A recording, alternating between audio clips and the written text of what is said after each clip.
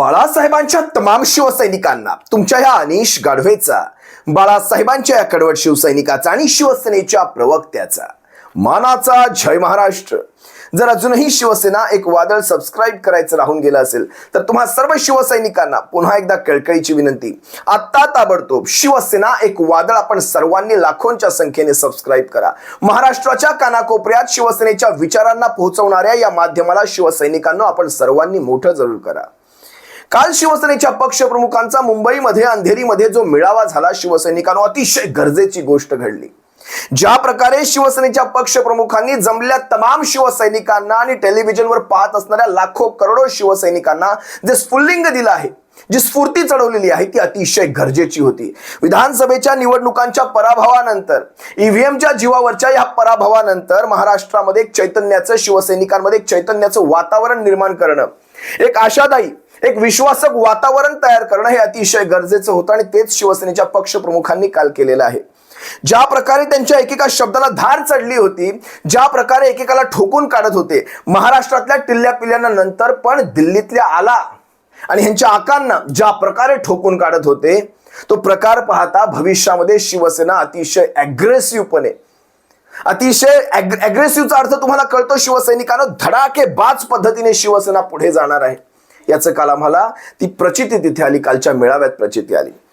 काल महाराष्ट्रात आणखी एक गद्दार गटाचा मेळावा कुठेतरी पार पडत होता. मला खरं तर हे सांगण्या अगोदर एका प्रसंगाचं तुम्हा सर्वांसमोर वर्णन करायचंय.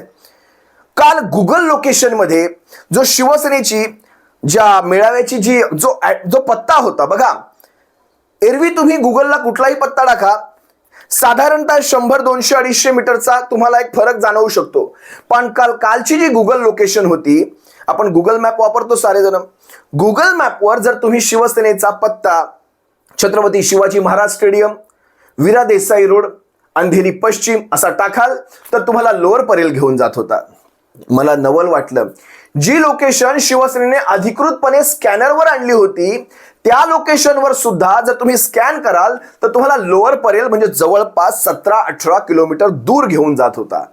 बरं, अशा ठिकाणी घेऊन जात होता, एकदा का तुम्ही तिथे पोहोचले की तुम्ही शिवसेनेच्या मूळ मेळाव्यापर्यंत येऊच शकणार नाही, इतकी भयानक ट्रॅफिक.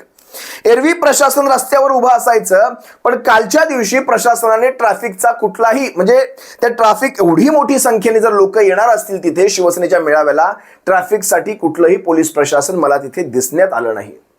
एवढ्या ट्रॅफिकचा सामना करून मी स्वतः मेळाव्याच्या शेवटच्या 20 मिनिटांसाठी पोहोचलो. उद्धव साहेबांचं भाषणच मला फक्त ऐकायला मिळालं, कारण मी स्वतः चुकीच्या गुगल मॅप लोकेशनमुळे वडाळ्यापर्यंत पोहोचलो होतो. आता मुंबईतनं जे असतील त्यांना हे चांगलं कळत असेल, म्हणजे ठाण्यातून मी वडाळ्यापर्यंत पोहोचतोय. मी विचार करतोय अंधेरी जाण्यासाठी मला वडाळ्याचं लोकेशन काय येतंय बरं. म्हणजे विचार करा, ह्या सगळ्या गोष्टी ही किती कोत्या मनाचं लक्षण आहे. आणि ज्यावेळेस मी माहिती घेतली, कित्येक शिवसैनिक लोअर परेल पर्यंत पोहोचले. शेवटी शिवसेनेच्या तिकडच्या शाखा प्रमुखांच्या लक्षात ज्यावेळेस ही गोष्ट आली, त्यांनी सर्वांना एकच सांगितलं, सर्वांनी आता गाड्या इथेच ठेवा आणि आपण सर्वांनी मुंबई मेट्रोने किंवा लोकल ट्रेनने अंधेरी गाठा, नाहीतर आपण मेळाव्याला पोहोचू शकणार नाही. जवळपास हजारो शिवसैनिक तिथे अडकले, लोअर परेलला अडकले. आणि ज्यांनी मुंबईतनं ही समस्या भोगलीये काल, त्यांनी खरंच कमेंटमध्ये व्यक्त व्हा. जे मी सांगतोय त्यामध्ये तथ्य असेल, खरंच कमेंटमध्ये व्यक्त व्हा. काल लोअर परेलला आपली लोकेशन असो, या गोष्टींवर मी चर्चा करणार नाही, पण याला कोत्या मनाचं लक्षण म्हणतात. कोत्या मनाचं, अतिशय बारीक, हे बारीक मन आहे त्यांची. असो, जे काही असेल ते. काल ज्या वेळेस म्हणजे उद्धव साहेबांच्या भाषणाच्या अगोदर एकनाथ शिंदेचं भाषण सुरू झालं, यांनी एक शब्द वापरला. शिवसेनेचे पक्षप्रमुख म्हणतायत आम्ही स्वबळावर निवडणुका लढवणार आहोत. स्वबळावर निवडणुका लढवण्यासाठी मनगटात ताकद लागते. ताकद? अरे मनगटात ताकद आहे ना, शिवसैनिकांची ताकद आहे, म्हणून हा शिवसेनेचा पक्षप्रमुख असे शब्द देऊ शकतो. तुमच्या मनगटात किती ताकद आहे, जरा एकदा स्वबळाची घोषणा देऊनच दाखवा. आयजीच्या जीवावर बायजी उदार, जे मी म्हणतोय ना ह्यांना, एका शब्दात यांचं वर्णन, आयजीच्या जीवावर बायजी उदार. त्या ईव्हीएमच्या आणि त्या कमळीच्या मतांच्या आधारावर निवडून आलेल्यांनी आम्हाला शिकवावं स्वबळ. एकदा स्वबळाची घोषणा करून दाखवा, मग कळेल आपल्या मनगटांमध्ये किती ताकद आहे ते. शिवसेनेच्या पक्षप्रमुखांनी खुल्यात शब्द दिला. आपण तो शब्द देऊ शकता का? देऊच शकत नाहीत. आपण लाता बुक्या मार सगळा तिथे खाणार कमळीचा आणि तिथेच राहणार गोड गप गुमान. मुख्यचा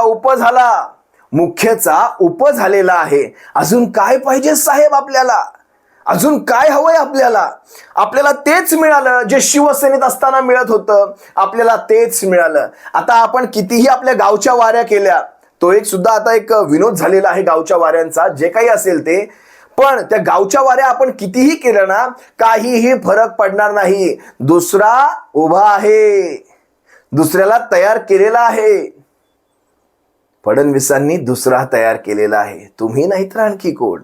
काम चालू राहणार आहे, लक्षात घ्या. याला म्हणतात ते कर्मा ऑलवेज रिटर्न्स, यालाच म्हणतात. काय काय म्हणाले हे?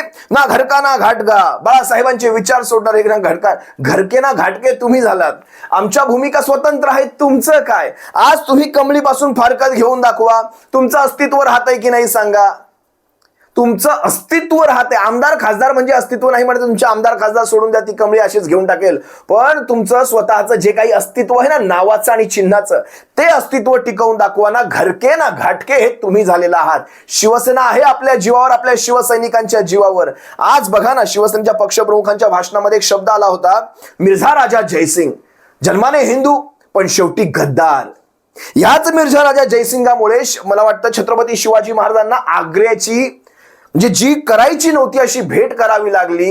त्या औरंग्यासमोर जावं लागलं, पण औरंग्यासमोर झुकले नाही छत्रपती शिवाजी महाराज. विचार करा, त्यावेळेस जो तह झाला, पुरंदरचा तह, त्यामध्ये जवळपास कित्येक किल्ले आणि कित्येक धनराशी द्यावी लागली होती. जवळपास निम्म्याहून अधिक स्वराज्य संपवलं होतं मिर्झा राजा जयसिंगाने. जन्माने हिंदूच ना, पण शेवटी गद्दार निघाला, गद्दार. आणि ह्याच गद्दारामुळे छत्रपतींना तिकडे म्हणजे जर तिकडून छत्रपती सुटले नसते तर काय घडलं असतं? हे स्वराज्य तरी घडलं असतं का? याचा विचार करा. पण देवाच्या मनात तेच होतं. छत्रपती शिवाजी महाराज तिकडून चाणाक्ष बुद्धीने सुटले, महाराष्ट्रात पुन्हा आले आणि गतवैभव प्राप्त करून घेतलं. याला वेळ गेला. मी तुम्हाला कित्येकदा सांगितले, प्रभू श्रीरामांना मा सीतेला सोडवण्यासाठी सुद्धा वेळ लागला. ते जरी भगवान असले तरी आज गेलेत आणि दुसऱ्या दिवशी मा सीतेला घेतले आणि परत आले, असं होऊ शकलं नाही. त्याला सुद्धा म्हणजे एका दुश्मनाला संपवायला सुद्धा वेळ लागतो. हे तर सध्याचं कलियुग आहे. ह्या कलियुगात ह्या गद्दारांना संपवण्यासाठी वेळ लागेल, पण आपण ते गतवैभव पुन्हा प्राप्त करून घेऊ. छत्रपती शिवरायांनी जसं स्वराज्य उभारलं, आपण तर त्यांचीच लेकरं आहोत ना. आपण त्याच छत्रपती शिवरायांची लेकरं आहोत. आपल्या रक्तामध्ये तो महाराजांचा गनिमी कावा घुसलेला आहे. आपण त्यांचीच लेकरं आहोत. आपण वाढवू आपलं हे राज्य, आपण आपली मोठी करू. ही शिवसेना, छत्रपती शिवरायांची सेना आपण मोठी करू. काय म्हणतायत हे? घरकाना घाटका, आईजीच्या जीवावर बाईजी उदार. आणि घरकाना घाटकाच्या काहीतरी स्वबळावर निवडणुका लढवा. शिवसेनेच्या पक्षप्रमुखांनी अतिशय योग्य सांगितलं, एकदा तरी स्वबळावर निवडणुका लढवा. हा ईव्हीएमचा विजय आहे, हा तुमचा विजय नाही. ज्यांचे सत्कार काल करत होते ना, त्यांची एकाची तरी लायकी होती का? एकाची तरी निवडून यायची पुन्हा? महाराष्ट्राच्या जनतेने आपला जो निकाल दिला होता, तो खरा निकाल बाहेर आला असता तर सगळ्यांची तोंड पांढरी झाली असती. म्हणे मी डॉक्टर आहे, यशस्वी शस्त्रक्रिया करतो, अनेक ऑपरेशन्स केलेली आहेत. यांना ऑपरेशन म्हणत नाही. महाराष्ट्राची जनता याला प्रेमाने गद्दारी असं नाव देते. जे काही असेल ते, केंद्रातल्या सत्तेच्या जीवावर हा सारा माज चालू आहे सगळ्यांचा. 2/3 आकडे हे असेच गाठतील. इकडून 6 पाहिजे, टेक्निकल प्रॉब्लेम आहेत, शिरसाट म्हणतोय, उदय सामंत म्हणतोय. तुम्ही 2/3 काय, तुम्ही अख्खे पक्षच घ्याल, कारण केंद्रातल्या सत्ता तुमच्या पाठीशी आहेत. आणि सध्या ह्या सगळ्या मुजोरीवर, ह्या सगळ्या घाणेरड्या प्रकारांवर जनता देखील मोग गिळून गप्प आहे. हा सगळ्यात मोठा ही शोकांतिका आहे. खरं तर आज जनतेने खरं तर ह्याच्यावर कमीत कमी लिहिलं पाहिजे, बोललं पाहिजे, आवाज उठवला पाहिजे. नाहीतर भविष्यामध्ये आपण नॉर्थ कोरिया, आपण चीन किंवा आपण रशिया होण्यापासून आपल्याला कोणी वाचवू शकत नाही. ही चांगल्या देशांची, प्रगत देशांची उदाहरणं देण्यापेक्षा अफगाणिस्तान म्हटलं तरी चालेल, सिरिया म्हटलं तरी चालेल, अशी उदाहरणं आपण बनवू. इतकी घाणेरडी उदाहरणं आपण बनवू. लोकशाही तर तिचं पतन केव्हाच झालेलं आहे.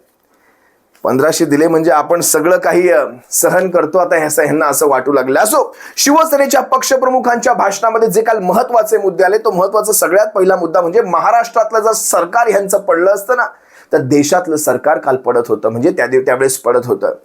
नितीश कुमार असतील, चंद्राबाबू असतील, यांनी लागलीच महाराष्ट्राच्या निवडणुकीनंतर पाठिंबा काढून केंद्रातलं सरकार पाडलं असतं. पण ज्या गोष्टी तिथे घडू शकल्या नाहीत, शोकांतिकाच म्हणावी लागेल ही पुन्हा एकदा, पण ह्या गोष्टी घडू शकल्या नाहीत. कुणाच्या जीवावर ते तुम्हा सर्वांना चांगलंच माहिती आहे. अमित शहांनी मराठी माणसाच्या नादी लागू नये, हा सगळ्यात महत्वाचा मुद्दा. बघा ना, आज कोण घेतो यांना डोक्यावर, शिंगावर कोण घेतं यांना बोलण्याची? महाराष्ट्रातलं सोडा तर देशातल्या कुठल्याही नेत्यामध्ये, विरोधी पक्षातल्या नेत्यामध्ये ही ताकद नाही जी ताकद शिवसेनेच्या पक्षप्रमुखांमध्ये आहे. काय म्हणाले अमित शहा, अब्दाली, अहमद शहा अब्दाली, काय काय म्हणाले शिवसेनेचे पक्षप्रमुख आपण सर्वांनी पाहिलात. आता विचार करा, ज्या महाराष्ट्राने औरंग्याला झुकवलाय त्याच्यासमोर तुम्ही काय आहात? मराठी माणसाच्या नादी लागू नका, मराठी माणसाच्या नादी लागू नका. मला खरं तर शिवसेनेच्या पक्षप्रमुखांचे आभार मानायचे. ज्या प्रकारे आपण शिवसैनिकांमध्ये काल तो प्राण फुंकला आहे, ज्या प्रकारे स्फुल्लिंग चढवलं आहे, आपल्याला खरंच आपले आभार मानावे तितके कमी. तर तुम्हाला एक मानाचा जय महाराष्ट्र या लहानशा शिवसैनिकाकडनं. खरंच आता जनता दल युनायटेडने बघा, ह्या खासदारांच्या ज्या वावड्या उठवल्या जातात, तुम्ही पाहिलं असाल, हा खासदार नाही आला, तो आमदार काल नाही आला, आणि त्याच्यामध्ये पण त्यांनी बातम्या पेरल्या. अरे खासदारांचे आपापले नियोजित काही कार्यक्रम असतील, जरुरी नाही की प्रत्येक. आता तुम्ही मला सांगा, भारतीय जनता पक्षाचे 20 खासदार ज्या वेळेस ते वन नेशन वन इलेक्शनचं बिल तिथे येत होतं इंट्रोड्यूस होण्यासाठी, त्यावेळेस आले होते का? 20 खासदार नव्हते आले. मग आपण काय तर्क लावायचं त्याला? लक्षात घ्या, शिवसेनेचे खासदार आले नाहीत. अरे आम्ही राजकारण पैशासाठी करत नाही. शिवसेनेचे जे खासदार असतील, आमदार असतील, राजकारण पैशासाठी करत नाहीत. राजकारण निष्ठेपासून करतो आणि हृदयापासून करतो. आमची निष्ठा आमचं राजकारण आहे. आमची निष्ठा पैशासाठी करायचं असतं ना, आज करोडोंचे इमले बांधले असते. आज पैशासाठी, पुन्हा सांगतो, पैशासाठी करायचं असतं, करोडोंचे इमले बांधले असते. पण असल्या इमल्यांमध्ये आम्हाला झोप आली नसती. असले इमले, ती माझी झोपडी प्यारी. मला ती कविता कोणाची आहे ते आठवत नाही, पण ती माझी झोपडी प्यारी. खरंच ती माझी झोपडी. मणिपुरातला पाठिंबा काढून घेतलाय जनता दल युनायटेडने. देशातल्या सत्तेला झटके मारायची कामं चंद्राबाबू आणि हे करू पाहतायत. त्यासाठी कुठून तरी टेकू घ्यायचे प्रयत्न हे नक्की करणार, हे तुम्हाला पुन्हा सांगतो. कारण चंद्राबाबूंवर आणि नितीश कुमारांवर आता ती डिपेंडन्सी, ते अवलंबून राहायला लागू नये यासाठी अशा प्रकारे खासदारांच्या चोऱ्या करण्याचा प्रयत्न मात्र नक्की होणार आहे. मणिपुरातला पाठिंबा काढलाय त्याच दिवशी मी तुम्हाला मागेही सांगितलं, ही 2 माणसं ह्यांना दगा देणार नाही. ज्यावेळेस केंद्रातली सत्ता पडणार त्यावेळेस मात्र ह्यांचा कार्यक्रम अतिशय योग्य लागणार आहे. ज्यावेळेस इलेक्शन कमिशन ऑफ इंडिया असेल, ज्यावेळेस या सगळ्या ट्रायब्युनल सारख्या संस्था असतील, न्यायव्यवस्था असतील, ज्यावेळेस हातातून जातील त्यावेळेस मात्र कळेल ह्यांना की ह्यांनी काय चूक करून ठेवले. आणि ज्या विरोधकांनी आजपर्यंत ह्यांना सहन केलंय, त्यांच्या हातात ज्यावेळेस सरकार जातील त्यावेळेस हेच विरोधक यांचा कशा प्रकारे खेळ करतील ह्यांना सुद्धा कळणार नाही. गद्दार आणि गद्दारी आमच्या पक्षप्रमुखांनी संपवण्याचा विडा उचललाय. काल त्यांनी स्पष्टच सांगितलं, माझ्यावर विश्वास आहे ना शिवसैनिकांनो. शिवसैनिकांनी ज्या प्रकारे होकार भरलाय, असं म्हणतात तो होकार गुंगुरला. खरंच तुम्ही माझ्यावर विश्वास ठेवलाय. तुमचा हा पक्षप्रमुख या महाराष्ट्रातली ही गद्दार आणि ही गद्दारी दोघांनाही समूळ नष्ट करेल, याच्याबाबत तुम्ही निश्चिंत राहा. ज्यावेळेस शिवसेनेच्या पक्षप्रमुखांचे हे शब्द आले, महाराष्ट्रभरामध्ये एक विश्वासाचं वातावरण तयार झालं. आता विचार करा ना, गद्दार गटाच्या मेळाव्यात काल कुणाला आणलं होतं? सोनू निगमला. आता ह्या सोनू निगमला आणून यांनी काय सांगायचा प्रयत्न केलाय? जर तुम्ही जाणते असाल, तुम्हाला सगळ्या गोष्टींची माहिती असेल तर जरा कमेंटमध्ये एकदा व्यक्त व्हा. सोनू निगमला का, म्हणजे हाच गायक ह्यांना कसा काय मिळाला, जरा एकदा व्यक्त व्हा कमेंटमध्ये. असो शिवसैनिकांनो, आपल्याला बऱ्याच गोष्टींना यापुढे सामोरं जायचंय. माणसं फुटतील, माणसं तुटतील, माणसं फोडून घेतली जातील, पैसा दिला जाईल, अनेक गोष्टी तुम्हाला पाहिजेत शिवसैनिकांनो. पण जोपर्यंत, बघा काल काय म्हणाले शिवसेनेचे पक्षप्रमुख, जोपर्यंत शिवसैनिक नावाचं अस्त्र, माझी वडिलोपार्जित ही संपत्ती जोपर्यंत माझ्या पाठीशी आहे शिवसैनिक नावाची, तोपर्यंत मला कशाचीही तमा नाही. ज्या नेत्यांना, आमदारांना, खासदारांना घडवणारा हा शिवसैनिक जोपर्यंत माझ्या पाठीशी आहे तोपर्यंत मला कशाचीही तमा नाही. जोपर्यंत तुम्ही सांगाल तोपर्यंत मी पक्षप्रमुख या पदावर आहे. त्यानंतर जेव्हा तुम्ही सांगाल तर मी स्वतःहून, जसं महाराष्ट्राचं मुख्यमंत्री पद सोडलं तसं शिवसेनेचं पक्षप्रमुख पदही सोडून देईल. असो शिवसैनिकांनो, मी शिवसेनेच्या पक्षप्रमुखांना या शिवसेना एक वादळच्या मार्फत आश्वस्त करू इच्छितो. महाराष्ट्रातला लाखो नव्हे तर करोडो शिवसैनिक, महाराष्ट्रातला ही तर जगभरातला लाखो नव्हे तर करोडो शिवसैनिक तुमच्या पाठीशी असाच आहे. शिवसेनेचे पक्षप्रमुख घेतील तो निर्णय, या तत्वाने आम्ही पुढे जाणार आहोत. असो कालची ती सभा मी स्वतः पाहिली. महाराष्ट्रभरातनं अनेक शिवसैनिक आले होते, ज्यांना ज्यांना ती सभा पाहिजे होती. अनेक शिवसैनिक, तसं तर मुंबईचाच तो मेळावा होता पाहायला गेलं तर. पण शिवसैनिकांनो, पुन्हा एकदा सांगतो, बाळासाहेबांचं कालचं ते वाक्य तुम्हाला पुन्हा एकदा सांगण्याची गरज आहे. एक वेळ लढला नाही तरी चालेल, पण विकले जाऊ नका. एक वेळ मरण आलं तरी चालेल, पण शरण जाऊ नका. आणि जर मरणाला घाबरत असाल तर नावापुढे शिवसैनिक नावाचं बिरुद लावू नका. इतकंच सांगतो आणि तुम्हा सर्वांची रजा घेतो. सप्रेम जय महाराष्ट्र बाळासाहेबांच्या शिवसैनिकांनो. काळजी घ्या. जय महाराष्ट्र.